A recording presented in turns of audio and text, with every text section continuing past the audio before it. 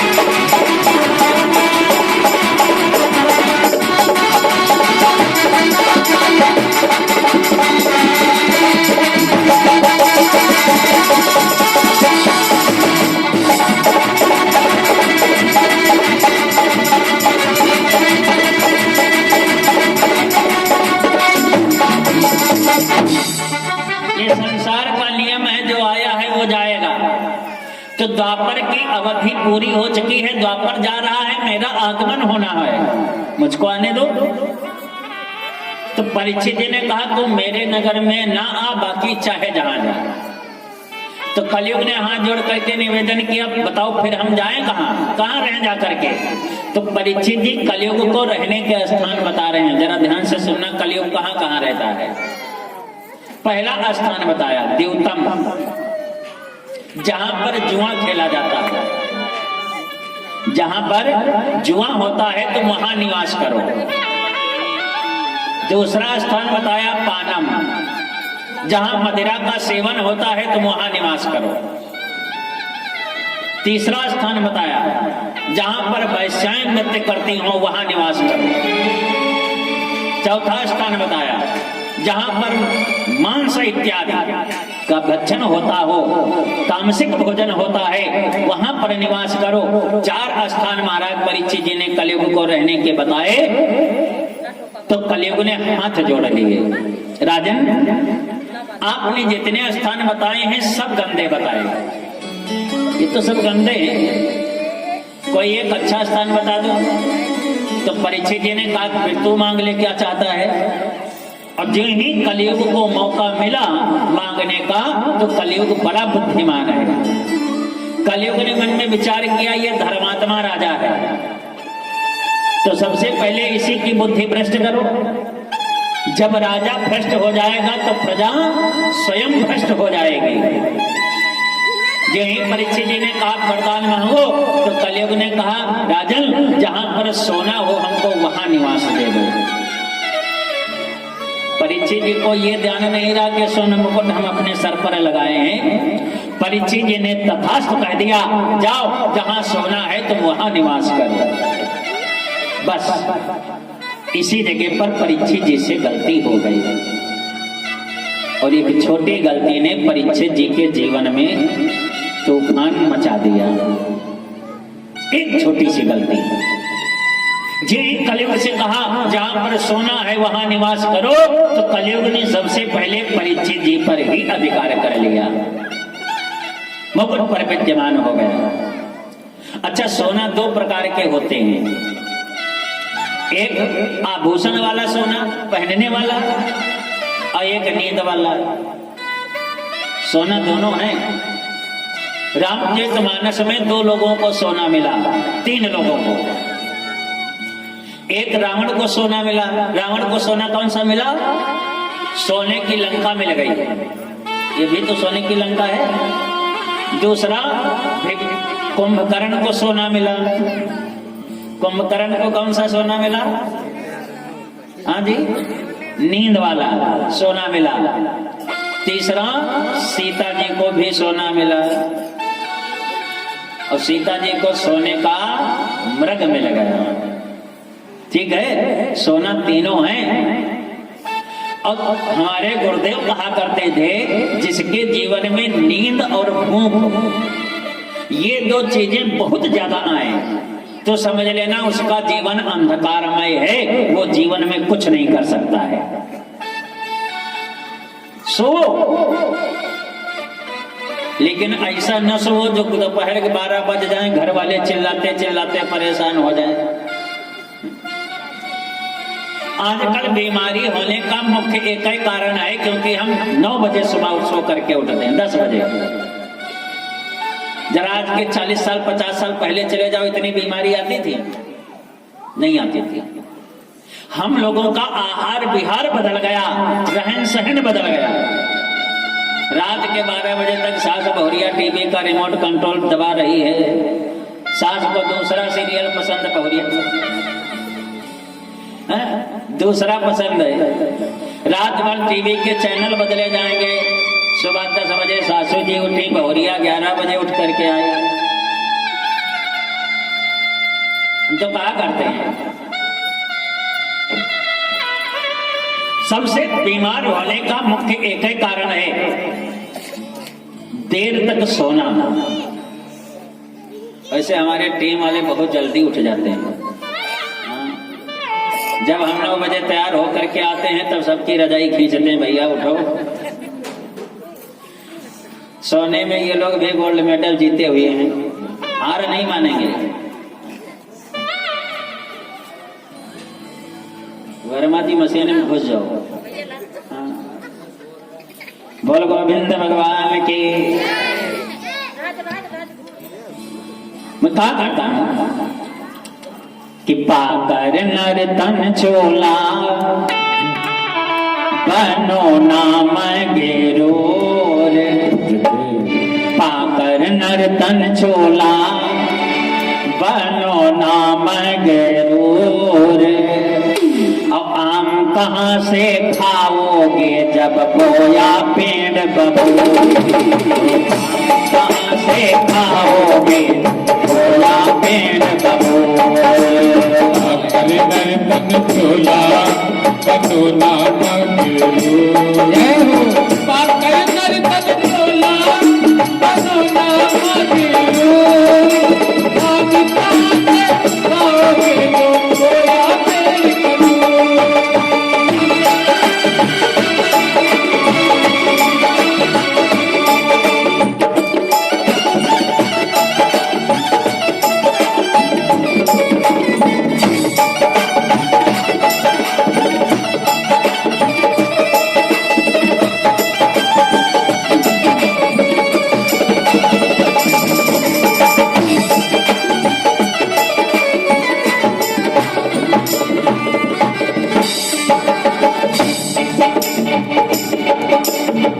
जिसने जन्म दिया उसे बिसराया। जानी न जानी तूने हमारे हटाया। जिसने जन्म दिया उसे बिसराया। जाने न जाने तूने हमें हटाया। आदमी को एक लोटा सूर्य भगवान को अर्घ देने का समय नहीं है, मोबाइल में पूरी रात बिता दें। हाँ, पूरी रात मोबाइल चलेगा। जिसने जन्म दिया उसे बिसराया।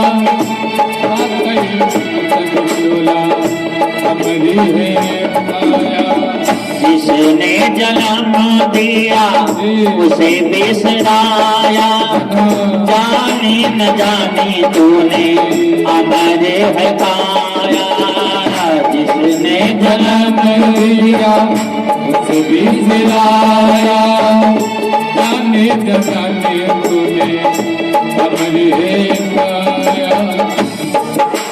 2 दिन का बसेरा फिर जाना है जरूर। 2 दिन का बसेरा हम जाना है जरूर। 2 दिन का जाना है जरूर, 2 दिन आप श्री राम हमें जाना है जरूर। आम कहाँ से खाओगे जब खोया पेल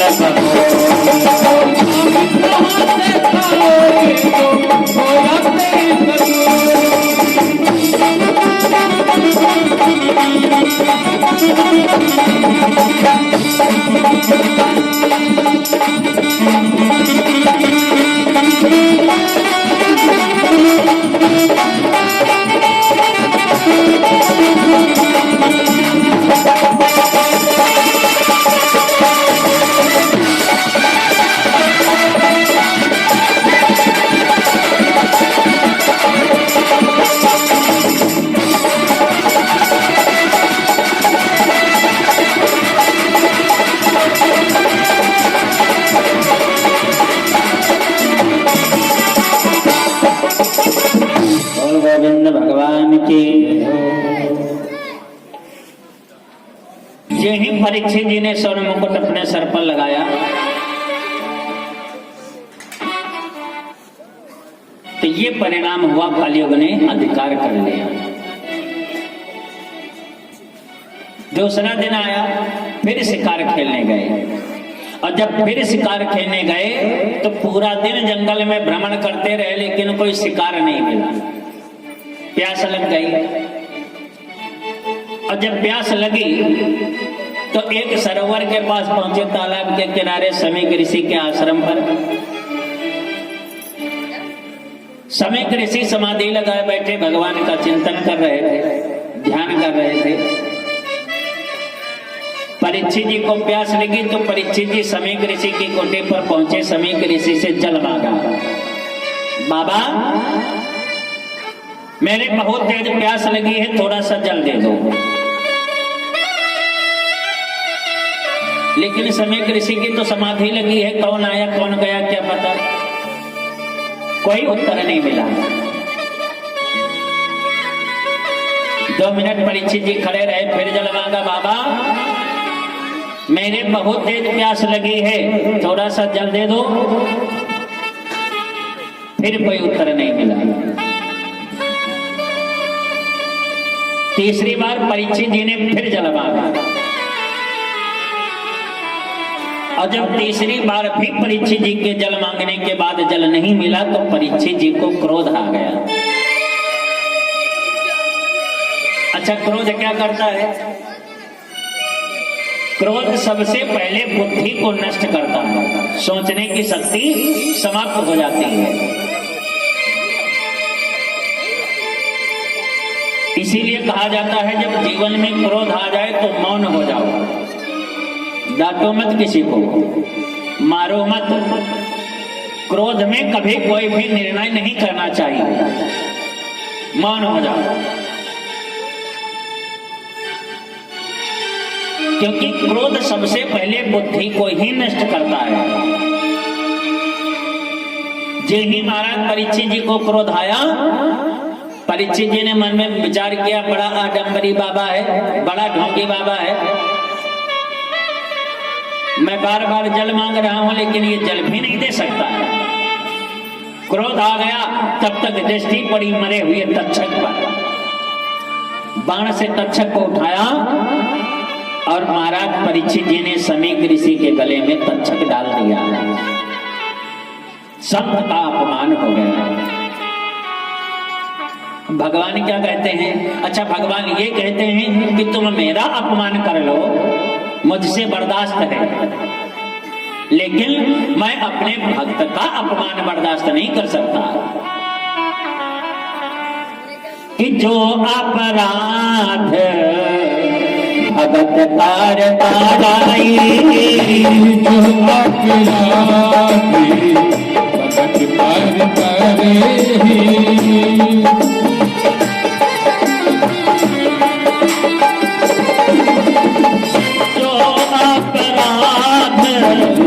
भगत कार पाराई, जो अपराध भगत कार तारे, राम जोश पावक सोदरई।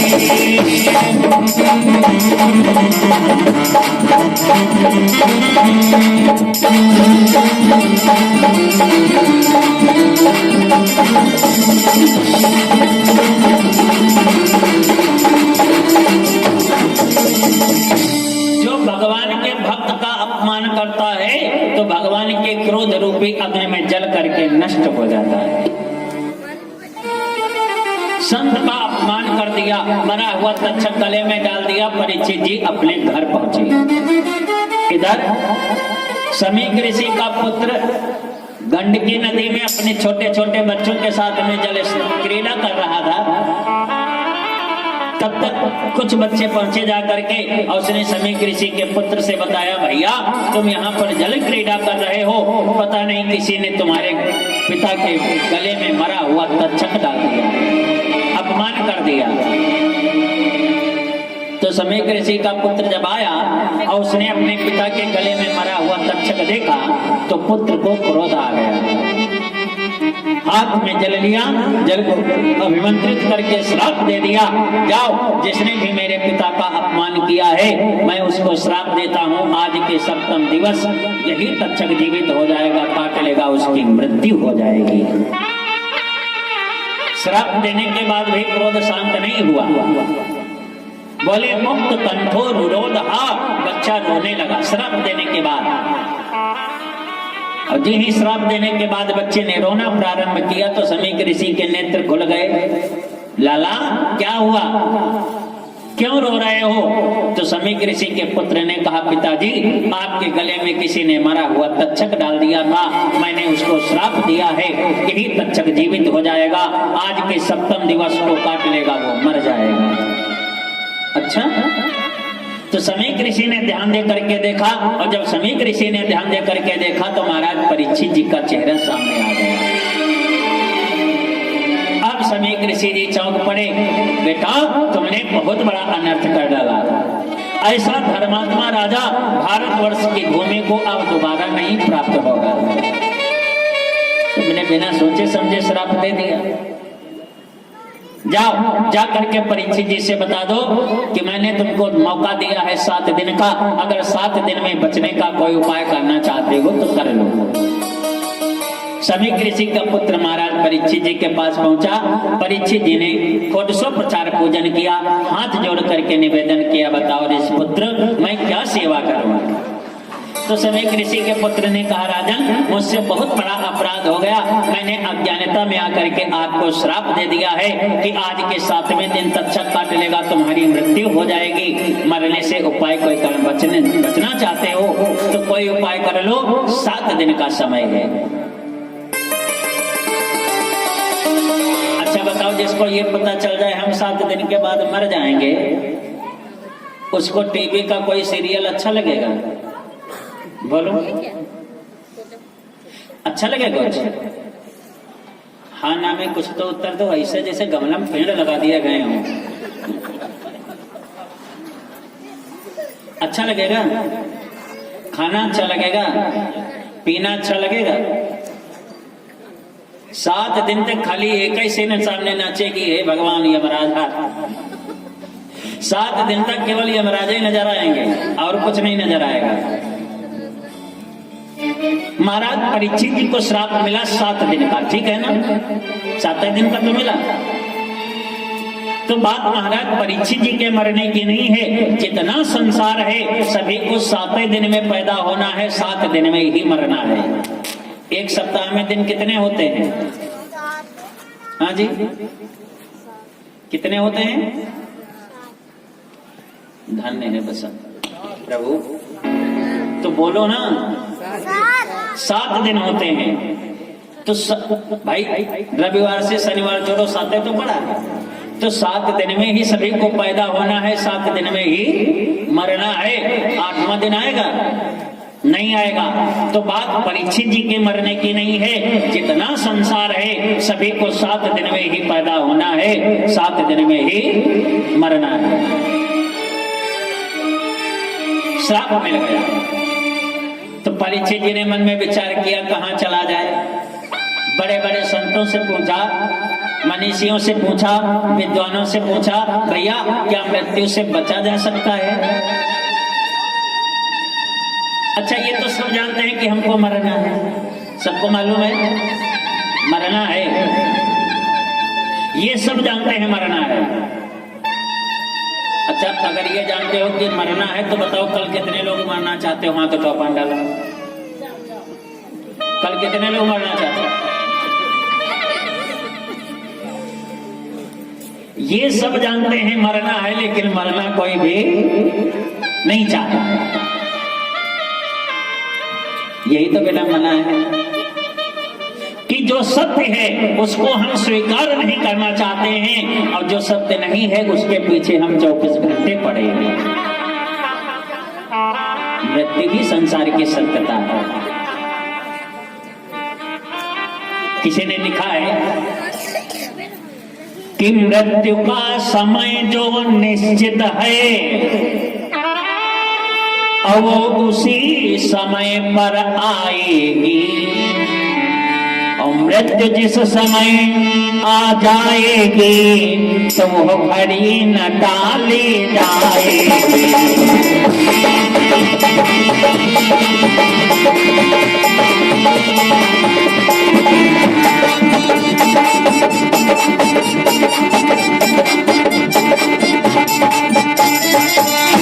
मृत्यु जिस समय आ जाएगी तो वो घड़ी न टाली जाएगी। मरना निश्चित है।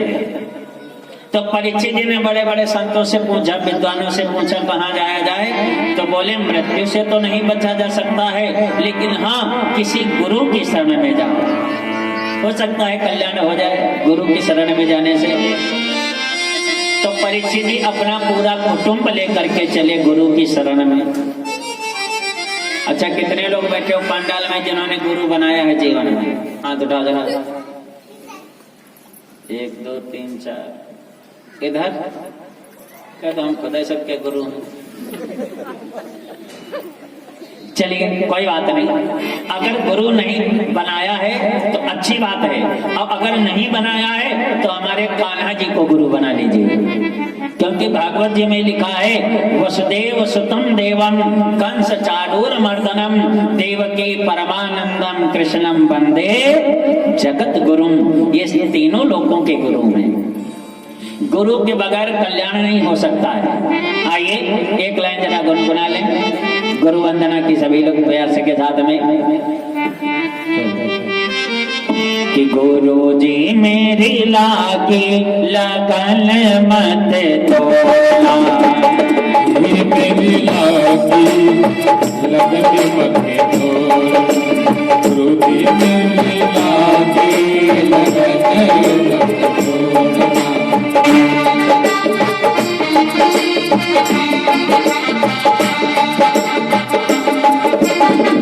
लागी लगन मत तोड़ना,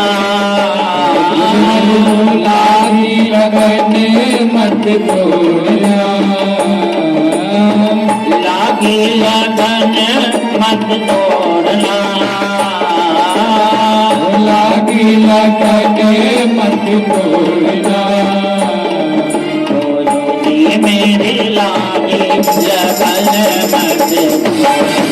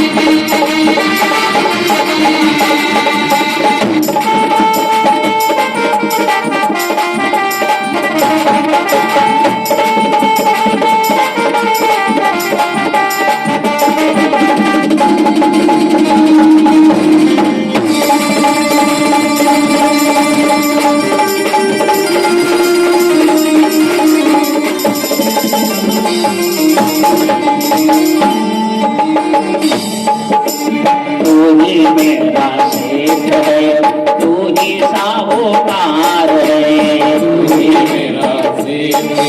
तू ही साहूकार है।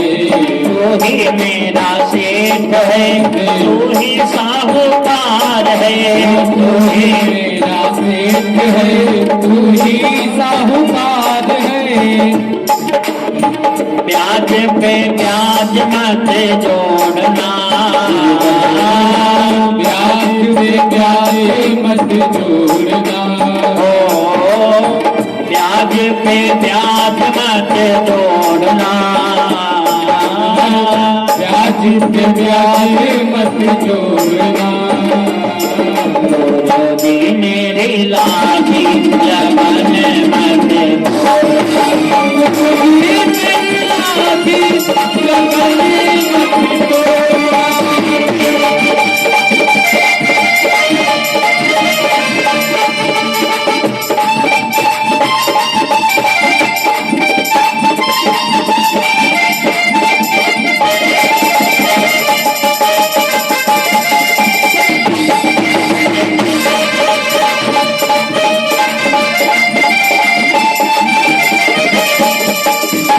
राखी लगने मत तोड़ना, गुरुवर मेरे राखी लगने मत तोड़ना।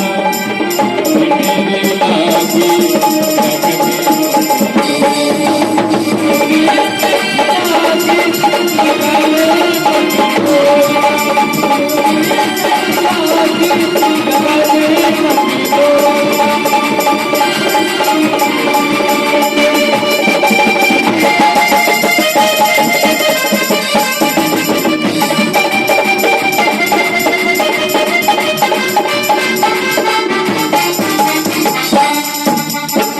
बोल गुरुदेव भगवान की।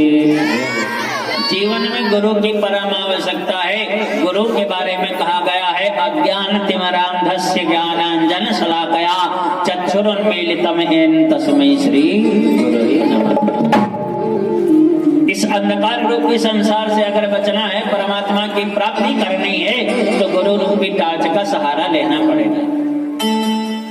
बगैर गुरु के कल्याण नहीं हो सकता है। एक बार मैं गोंडा में बोल रहा था, तो एक माता जी खड़ी हो गई। उन्होंने कहा, लोग भैया तुम हमको दीक्षा दे दो, हमारे गुरु बन जाओ। तब हम आश्रम में पढ़ रहे थे। तो हमने कहा, माता जी हम तो अभी बहुत छोटे हैं, और गुरु बनाना है तो कोई बढ़िया आदमी ढूंढो, श्रेष्ठ ढूंढो, संत ढूंढो। तो बच्चे हैं और गृहस्थ आश्रम में रहते हैं, घर परिवार वाले हैं, कोई संत ढूंढो, महान पुरुष ढूंढो, उसको गुरु बना। हम तो खुद से हैं दूसरे के। तो माता जी ने कहा, महाराज बात ये है, अब तक हमने 40 गुरु बनाए हैं।